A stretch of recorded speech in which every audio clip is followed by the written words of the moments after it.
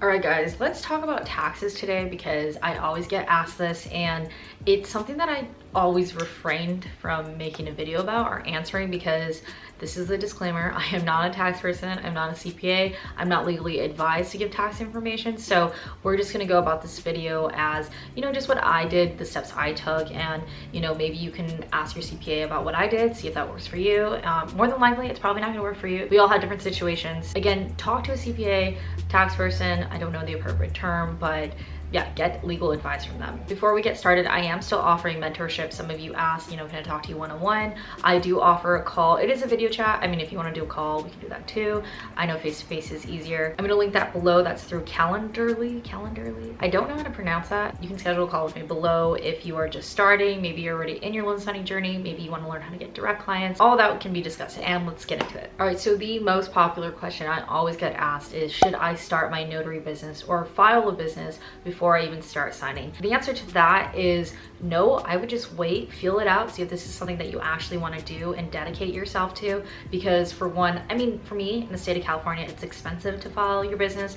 Other states, I think you're fine. I don't think it's that expensive. For something that you're paying so much, I would just, put the brakes on it, see if you want to follow through with it, and then go from there. I think the alternative question that should be asked is, should I create an EIN? But a lot of people don't know that when they're starting out, obviously. I didn't know what an EIN was until I started doing this. So an EIN is an employer identification number, and you don't have to have an LLC or business to start this, but when you sign up for signing services, which I've mentioned, that's usually how you get your first signing. They usually require that you fill a W-9 or a 1099, and that means that you're gonna have to put your socials. So I kind of regret not doing this sooner because I thought you had to have a business. You can file your EIN through the IRS website. This basically is your business's social, so you don't have to give out your personal social to like all these signing services, have it floating around.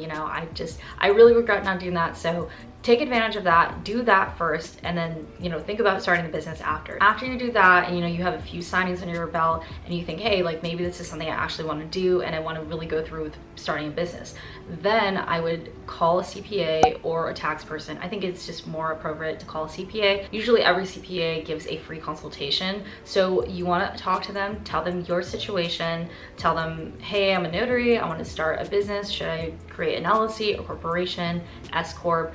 Those are the questions you should be asking, and they're going to advise what you should do best, of course, given on your situation. So do that. Once they give you the advice that you feel like is fitting for your situation, your business, then I recommend actually filing your business. So some people do this through their state's website. I personally, I know I'm resourceful, but I was like, I don't want to mess anything up. I will pay for the convenience of getting this all done straight and, no hiccups. So I went through LegalZoom. It's very user-friendly. That's what I liked about it. I just felt like everything was pretty straightforward. And once I had that advice from the CPA, that free consultation, I was able to just apply it to that. And yeah, it was just all smooth sailing. When you file your business entity through LegalZoom, you can hire them to do your stuff, your business information for the year, to make sure that you don't miss out on anything. And I forgot to do that, and I'm gonna go set that up after, so I know that everything is good, because you have to consistently maintain the paperwork, do whatever the state requires. So I just advise that you do that, because it might be a little pricey, but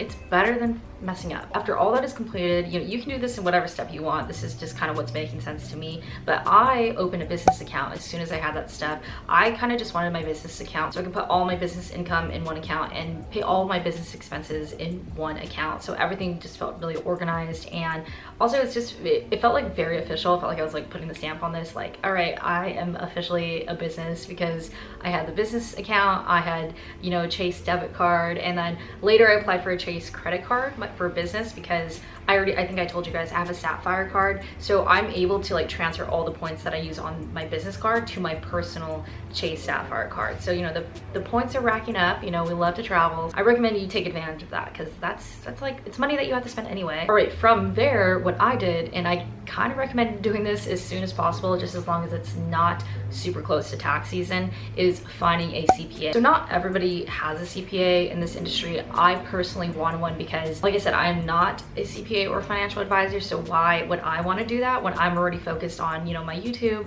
notary, direct clients, like all that stuff. It's something that I felt like I needed to outsource, and I know I could, like if I put my mind to it, like I could definitely bookkeep through QuickBooks or things like that, and maybe you do want to do that, but for the sake, again, of just not messing anything up, having all your ducks in a row, it would be easier to outsource that. I think that also comes with like being a pretty great business person, is being able to delegate your work. So I advise doing that, and yes, it's going to cost money, but it costs money to make money, so think about that. The IRS also does give a $5,000 tax deduction or incentive to pay for any startup costs or organizational costs, and I believe your CPA, bookkeeping, all that is accounted for your organizational costs. Just do what's best for you. It's going to help you sleep easier at night, honestly. This is where you need to learn from my mistake.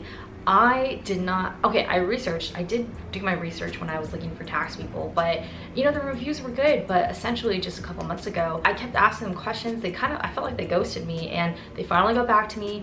Everything was late. They weren't providing me the services that we agreed upon. So I had asked them to refund me a certain amount because they're still going to file my taxes. But I just want you guys to know, like, you want to find somebody that's really, really on top of it. And I kind of wish I did more research, but also this is when I was like really building my business. I was trying to delegate this work, but I just chose the wrong people. So make sure you're choosing somebody that is probably reliable, maybe a reference from a family or friend. That would probably be a lot better than Yelp reviews. Let me reiterate why you want a CPA. It is mainly for like bookkeeping, so that once it's time to do your taxes, they have everything down, and also their professional advice. You can't really get the best professional advice from somebody on YouTube. Like, it's just not as helpful. Just remember, it is free, okay? It is free to get a consultation.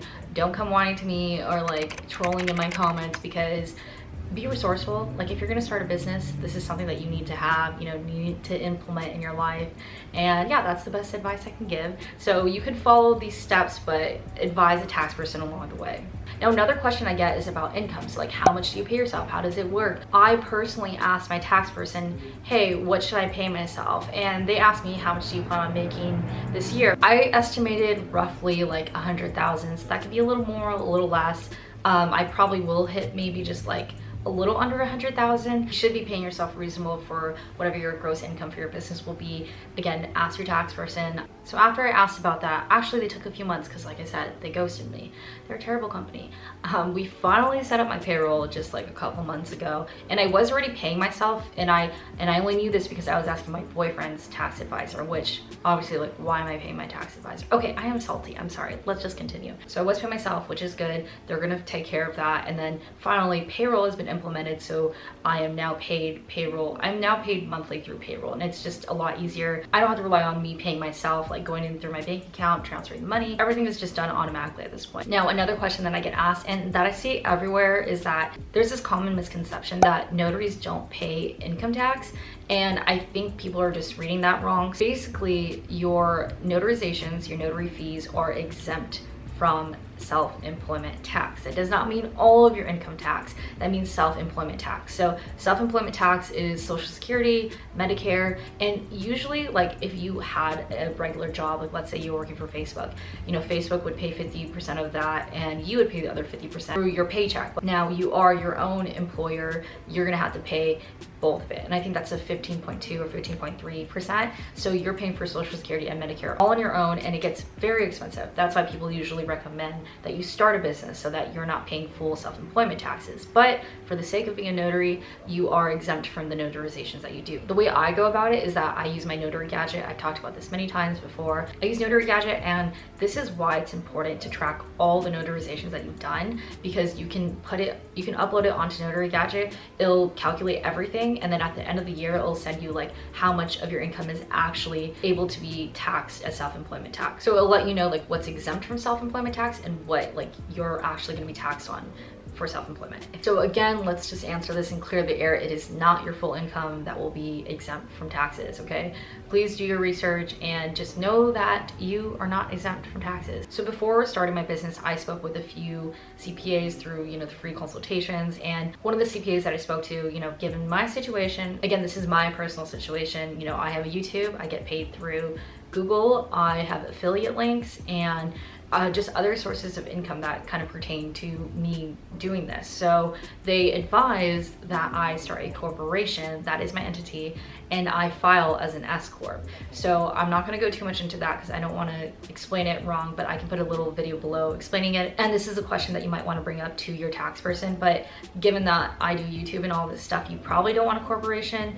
I mean, maybe an LLC and S Corp will just work fine for you. All right, and last, I'm gonna talk about things that you can write off. It is definitely a question that I see floating around. So yeah, you can write off any supplies that you use for your business, like of course our printer, the paper, the toner, pens, like any trip that you take to Office Depot, you can write off a portion of that. Also, something that's so important to our business is our car. So you can either do the standard deduction rate. I think that might be around 53 cents per mile right now. Or if you don't wanna do the standard deduction rate where you're deducting per mile, you can just do your monthly expenses for your car. And you need to use your car mainly for business. So always keep that in mind. That's why I think some people just do the mileage. And ask your tax person, see what's gonna work best for you. If you are going to do the standard deduction rate, you should have a mileage tracker app. I have Mile IQ, so it tracks like anytime I move in a car. And usually at the end of the day, I have to differentiate like, okay, was this a personal? Was this business? And I know my tax person said that if you go to a signing, that counts for mile deduction, but when you're coming home, that doesn't count. I don't know if you could put a spin on that because technically my home is my office. I think she said no when I asked that, but maybe that's something that you want to ask your tax person because I don't see why it wouldn't be. Most importantly is that you are calculating, because if you do get audited, it's going to show that this was actually for business purposes. That is all that I feel comfortable talking about at this point. And again, like I keep saying, I keep repeating, talk to a tax professional, really get down to it. And this might take a couple months for you. As long as you have that EIN, that's going to be really great, so that once your tax person comes, like all of it will already be organized. Well, it should be. Like, you should be pretty organized at this point. If you're buying your supplies, you probably don't even have a business yet, so just make sure to keep those receipts, keep everything itemized and accounted for. All right, I hope I answered anything I could legally and appropriately answer for you guys, but don't forget, if you do want to set up a mentorship call with me, you're more than welcome to below. And again, don't come for me. I was really just I'm trying to help you guys. And maybe if you are a CPA or a tax person, tax professional, leave me advice or leave other people advice that you could give, because you know, starting is always the hardest part, but once you get this all figured out, I swear it's so much easier, it feels more efficient, and it just feels legit. It's just like, wow, I own a business. All right guys, I'll see you guys later. Bye.